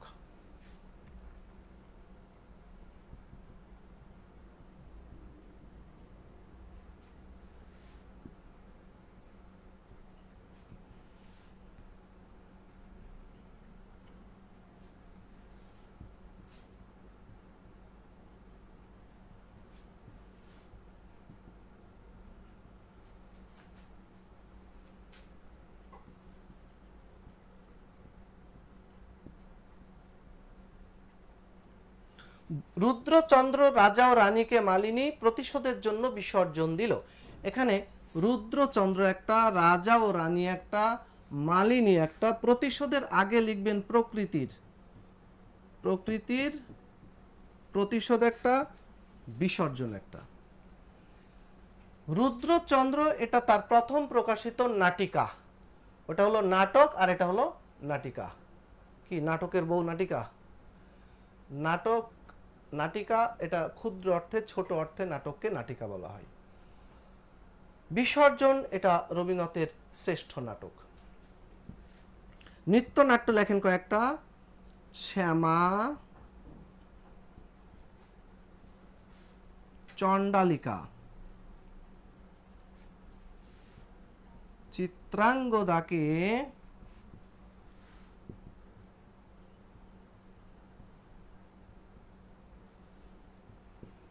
শ্যামা চণ্ডালিকা চিত্রাঙ্গদাকে নটির পূজা দিত। এখানে শ্যামা একটা, চণ্ডালিকা একটা, চিত্রাঙ্গদা একটা, নটির পূজা একটা।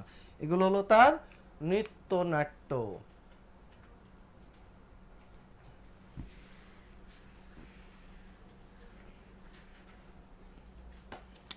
এবার আসেন রূপক বা সাংকেতিক নাটক। রূপক বা সাংকেতিক নাটক লেখেন, তাসের দেশের রাজা অচলায়তন কালের যাত্রায়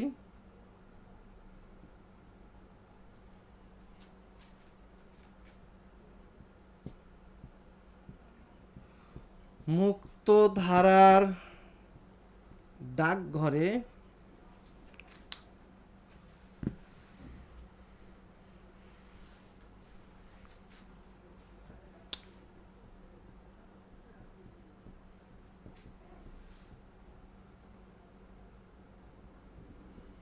শারদোৎসবে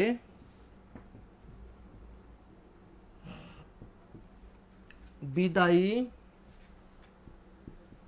রক্তকরবী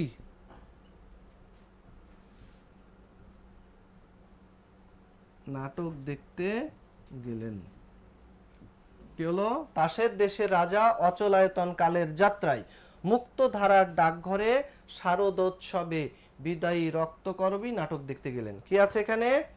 একটা হলো তাসের দেশ, রাজা, অচলায়তন, কালের যাত্রা, মুক্তধারা, ডাকঘর, শারদোৎসব। বিদায় দীর্ঘইকার বাদ দিয়ে এখানে লেখেন অভিশাপ, বিদায় অভিশাপ। আর একটা হলো রক্তকরবী। এখানে দুটা নাটক বিখ্যাত, একটা হলো রক্তকরবী আর একটা হলো ডাকঘর। এই দুটোই পরীক্ষায় বেশি আসে। আর এই নাটকগুলোর মধ্যে কিছু কিছু আছে যেগুলো তিনি বিভিন্ন বেশি মানে ব্যক্তিকে উৎসর্গ করেছেন। যেমন তাসের দেশ, এই যে তাসের দেশ, তাস, এটা কাকে উৎসর্গ করেছেন?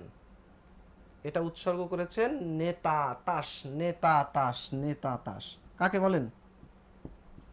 তাসের দেশ কাকে উৎসর্গ করেছেন? নেতাজি সুভাষ চন্দ্রকে। কালের যাত্রা, এটা কাকে উৎসর্গ করেছেন? কালের যাত্রা শরৎকাল। কাকে? শরৎচন্দ্রকে কালের যাত্রা, এটা তিনি উৎসর্গ করেছেন। আচ্ছা, রবীন্দ্রনাথের নাটকগুলোর মধ্যে কিছু নাটক ছিল যেগুলো ব্যঙ্গ নাটক, যেগুলোকে প্রহসন বলা হয়। কি বলা হয়? প্রহসন। এরকম কয়েকটা প্রহসনের নাম লিখবেন। একটা লেখেন চিরকুমার সভা। চিরকুমার, চিরকুমার সভা। সব কুমাররা বসে বসে গোল মিটিং করে, কান ধরলাম জীবনে আর কোনোদিন বিয়ে করব না। কিন্তু ঘটনা কি ঘটে? যে হেড অফ দ্য ডিপার্টমেন্ট সেই আগে বিয়ে করে ফেলে, অন্যদের জন্য রাস্তা পরিষ্কার। এ হলো চিরকুমার সভা। আর একটা হলো বৈকুণ্ঠের খাতা। একটা তো আছে বৈকুণ্ঠের উইল, আর একটা আছে কৃষ্ণকান্তের উইল। বৈকুণ্ঠের উইল শরতের উপন্যাস, আর কৃষ্ণকান্তের উইল বঙ্কিমের উপন্যাস। আর রবীন্দ্রনাথেরটার নাম হলো বৈকুণ্ঠের খাতা। গোড়ায় গলদ, গোড়ায় গলদ, এটা একটা। আরেকটা দেখেন শেষ রক্ষা, শেষ রক্ষা। এগুলো হলো কি তার প্রহসন বা ব্যঙ্গ নাটক। তো আগে পরীক্ষায় প্রশ্ন হতো কোনটি রবীন্দ্রনাথের নাটক বা কোনটি নাটক নয়, কিন্তু এখন যেহেতু একটু গভীরে আপনারাও যাচ্ছেন, পিএসসিও যায়, এই কারণে প্রশ্ন এখন শুধু কোনটি নাটক এভাবে না এসে পরীক্ষা দিয়ে দিল নিচের কোনটি রবীন্দ্রনাথের কি গীতিনাট্য বা কোনটি কাব্যনাট্য বা কোনটি নৃত্যনাট্য, এগুলো একটু আলাদা করে শিখে নেবেন।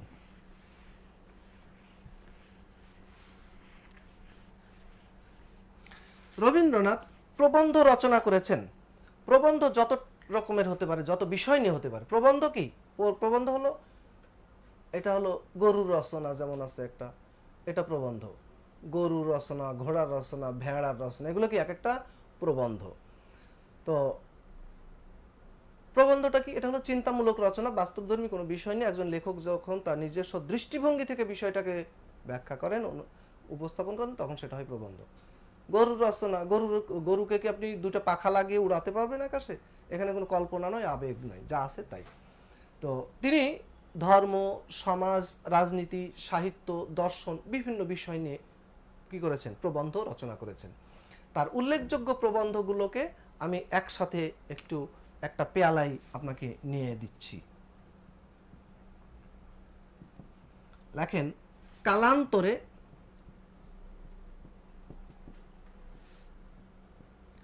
সভ্যতার সংকট দেখা দিলে স্বদেশে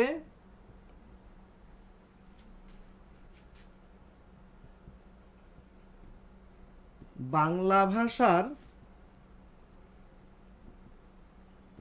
পরিচয় পেতে মানুষ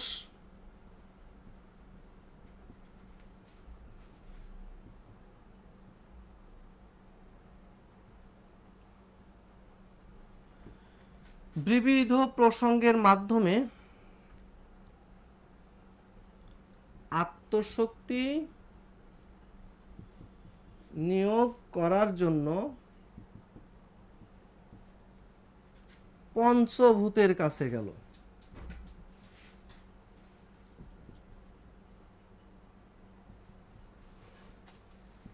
লেখেন কালান্তরে সভ্যতার সংকট দেখা দিলে স্বদেশে বাংলা ভাষার পরিচয় পেতে মানুষ বিবিধ প্রসঙ্গের মাধ্যমে আত্মশক্তি নিয়োগ করার জন্য কোথায় গেল? ভূতের কাছে, ভূতের কাছে, পঞ্চভূত। ঠিক আছে, ভূতের কাছে গেল।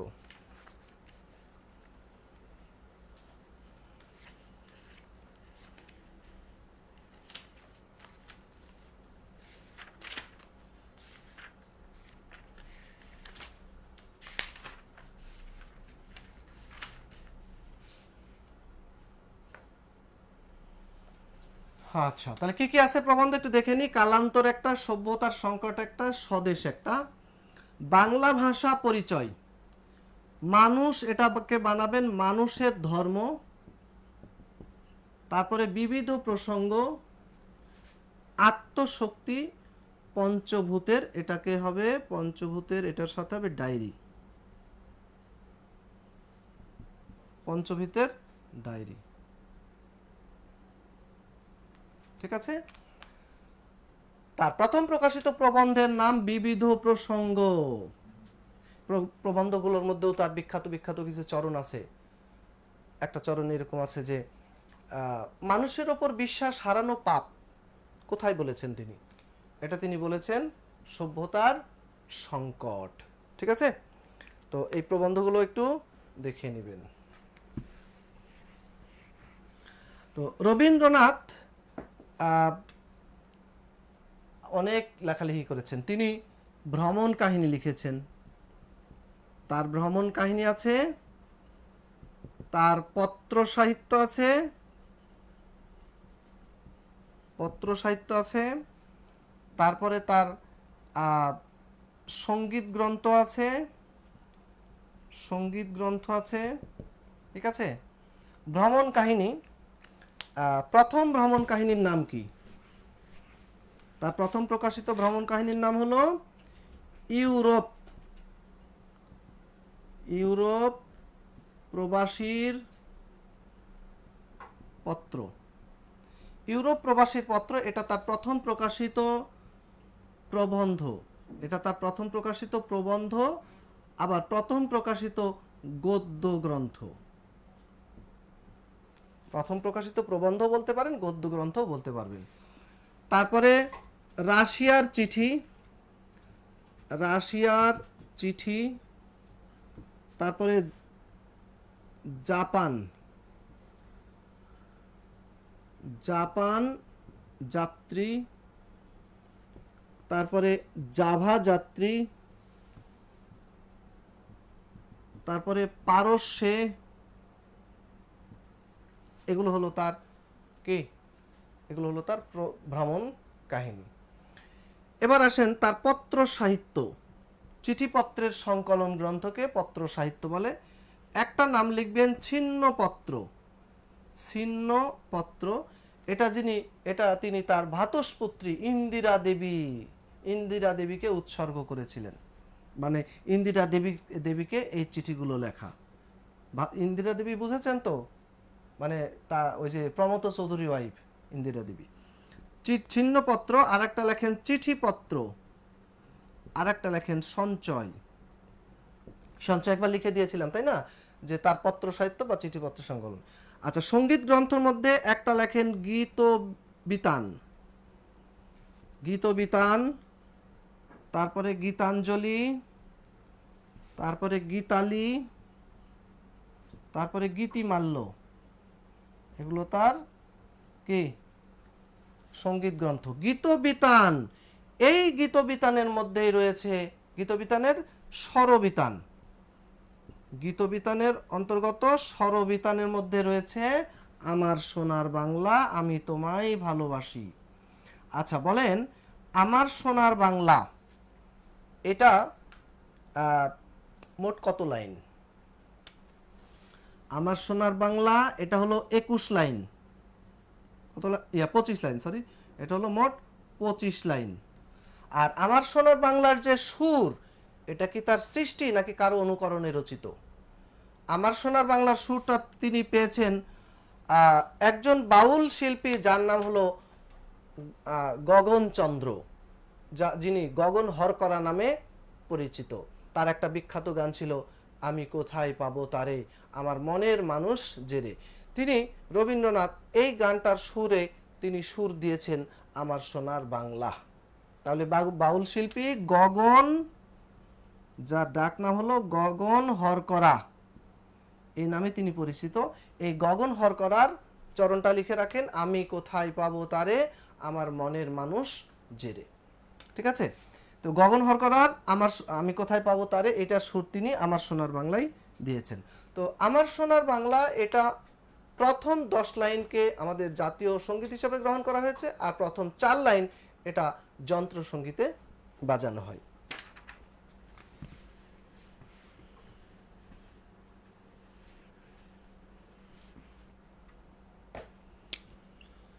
এবার আসেন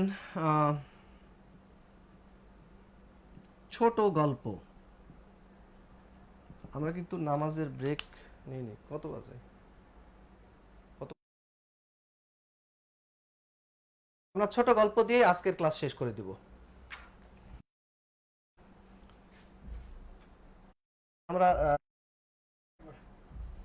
আমরা এই ছোট গল্পের মাধ্যমেই, এই ছোট গল্প এটা হলো তার মানে যত টাইপের লেখালেখি আছে এটাই শেষ, এবং এটার মাধ্যমে আমরা আজকে ক্লাস শেষ করব।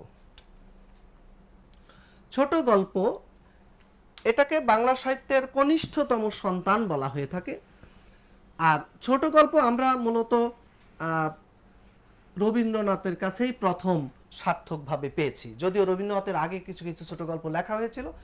যেমন রবীন্দ্রনাথের বড় বোন, যিনি বাংলা সাহিত্যে প্রথম মহিলা ঔপন্যাসিক, যাকে বলা হয় স্বর্ণকুমারী দেবী, তিনিও কিছু কিছু ছোট গল্প লিখেছেন। রবীন্দ্রনাথও প্রথম একটা ছোট গল্প লিখেছিলেন, যেটার নাম ছিল ভিখারিণী। এটা তার প্রথম প্রকাশিত ছোট গল্প, 1874 সালে প্রকাশিত হয়েছিল প্রথম। কিন্তু এই গল্পটা রবীন্দ্রনাথের নিজের কাছেই পছন্দ হয়নি, এটাকে তিনি পরিত্যক্ত ঘোষণা করেছেন। তো যেটাকে তিনি পরিত্যক্ত ঘোষণা করেছেন সেটার জন্য কি তিনি ছোট গল্পের জনক হবেন? যে গল্পটির জন্য তিনি বাংলা সাহিত্যে ছোট গল্পাকার বা ছোট গল্পের জনক হিসেবে খ্যাতি অর্জন করেছেন, সেটার নাম হলো দেনা পাওনা। এটাই হলো তার এবং বাংলা সাহিত্যের প্রথম সার্থক ছোট গল্প। ঠিক আছে? আর এই কারণে রবীন্দ্রনাথকে বলা হয় বাংলা ছোট গল্পের জনক এবং প্রথম সার্থক ছোট গল্পাকার। এখন রবীন্দ্রনাথ ছোট গল্প লিখেছেন কয়টা? কয়টা? কয়টা? 119টা গল্প। তো 119টা গল্প লিখেছেন বলে তাকে ছোট গল্পের জনক বলা হয় না, তিনি প্রথম সার্থক ছোট গল্প লিখেছেন বলেই তাকে ছোট গল্পের জনক বলা হয়। এখন এই 119টা গল্প তার জীবদ্দশায় কতগুলো গ্রন্থে প্রকাশিত হয়েছিল। একটা ছিল গল্প স্বল্প, একটা গল্পগুচ্ছ, একটা তিন সঙ্গী, একটা আর একটা সে। যদিও এই বইগুলো আলাদা আপনি এখন পাবেন না। এখন 119টা গল্পকে একটা গ্রন্থের মধ্যে পাওয়া যায়, সেটার নাম হলো গল্পগুচ্ছ। ক্লিয়ার? আচ্ছা, এখন এই 119টা গল্প মানে 19টা গল্প, এর মধ্যে বিভিন্ন ধারার গল্প রয়েছে। এর মধ্যে রয়েছে তার প্রেমের গল্প, এর মধ্যে তার প্রেমের গল্প রয়েছে, এর মধ্যে তার অতি প্রাকৃত বিষয় নিয়ে লেখা গল্প রয়েছে, অতি প্রাকৃত বিষয় নিয়ে। এর মধ্যে গল্প রয়েছে প্রকৃতির সাথে মানব মনের সম্পর্ক, মানব মনের সম্পর্ক। এর মধ্যে রয়েছে সামাজিক ঘটনা প্রবাহ, সামাজিক ঘটনা প্রবাহ নিয়ে লেখা গল্প। তো প্রেমের গল্প যেগুলো রয়েছে, অধ্যাপক, নষ্টনীড়, এ জাতীয় আছে। অতি প্রাকৃত বিষয় নিয়ে কতগুলো গল্প আছে আমি একটু বলে দিই, আপনি একটু লিখে নেন।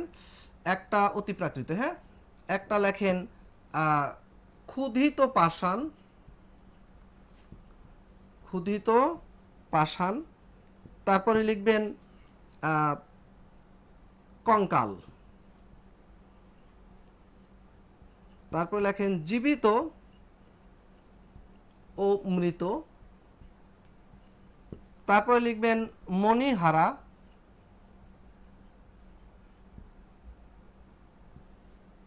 তারপরে লেখেন নিশীথে।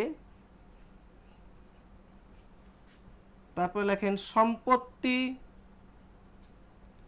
সমর্পণ।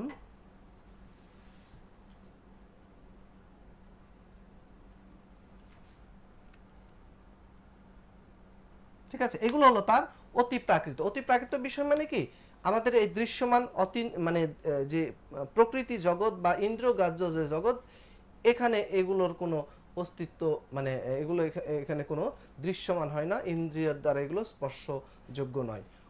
অতি প্রাকৃত, যেমন ঈশ্বর কিংবা আত্মা কিংবা এই যে দোজক, দোজক বেহেস্ত, এগুলো এই বিষয়গুলো এখানে আলোচিত হয়। এটা হলো অতি প্রাকৃত বিষয়।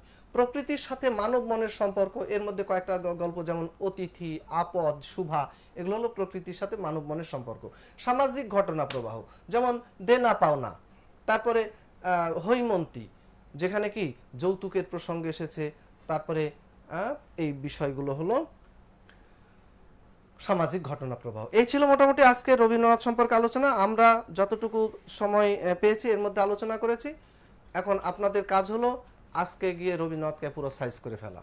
আমি অনেক কিছু আলোচনা সময়ের অভাবে করতে পারি না, বিশেষ করে কাব্যগ্রন্থ যেগুলো কবি বিখ্যাত কবিতা এবং কবিতার চরণ আছে সেগুলো আপনাদের একটু জানতে হবে, ঠিক আছে? ছোট গল্প উপন্যাসের মধ্যে যে চরিত্রগুলো আছে সেগুলো একটু জানতে হবে, এগুলো একটু দেখে রাখবেন। আশা করি রবীন্দ্রনাথ সম্পর্কে মোটামুটি আজকে একটা স্পষ্ট ধারণা পেয়েছেন।